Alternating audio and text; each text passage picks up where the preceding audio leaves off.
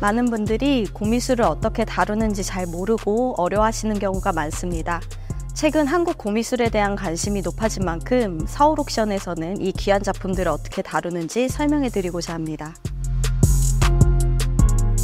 아마 여러분께서 가장 궁금해하시고 또 어려워하는 부분일 것 같은데요. 바로 도자기입니다. 도자기는 그 크기나 형태에 따라 종류가 매우 다양한데요. 이렇게 연적 필사 같은 소품들은 진열장 안에 전시를 합니다. 도자기는 가지고 이동을 할 경우에 바닥에 떨어뜨리게 되면 깨질 위험이 굉장히 높기 때문에 장갑을 이용하지 않고 맨손으로 다루게 되어 있습니다. 또한 반지나 팔찌와 같은 액세서리의 착용을 금지하고요.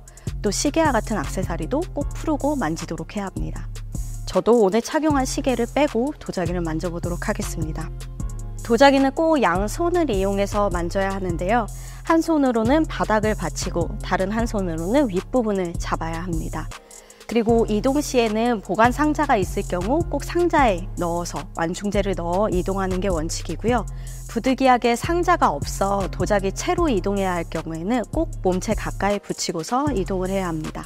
그리고 도자기를 만질 때에는 착용하고 있는 옷에 단추나 버클 등 도자기가 마찰을 일으켰을 경우 작품에 손상을 입힐 수 있는 부분이 없는지 확인해야 되고요.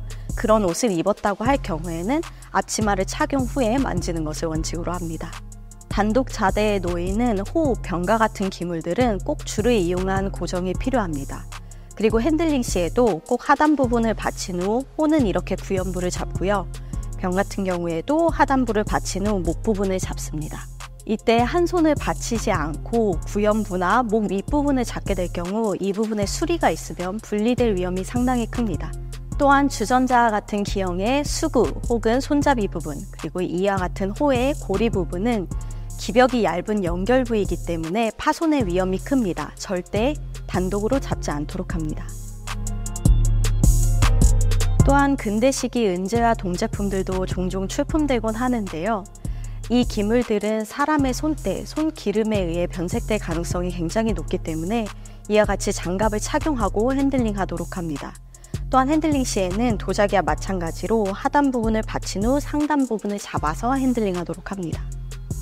이와 같이 뚜껑이 있는 합의 경우도 뚜껑이 분리되지 않도록 하단 부분을 받친 후 상단을 잡고 핸들링 하도록 합니다. 목기를 다룰 시에도 장갑을 착용하나 세월의 흔적으로 인해 일부 들뜬 나뭇결이 면장갑에 끼어 파손될 가능성이 있습니다.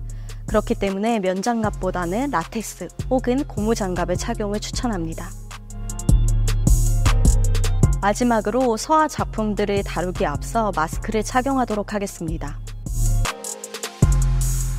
종이 비단과 같은 소재들은 사람의 비말에 의해 변색될 가능성이 높기 때문에 꼭 마스크를 착용하고 서화 작품을 다루도록 해야 합니다.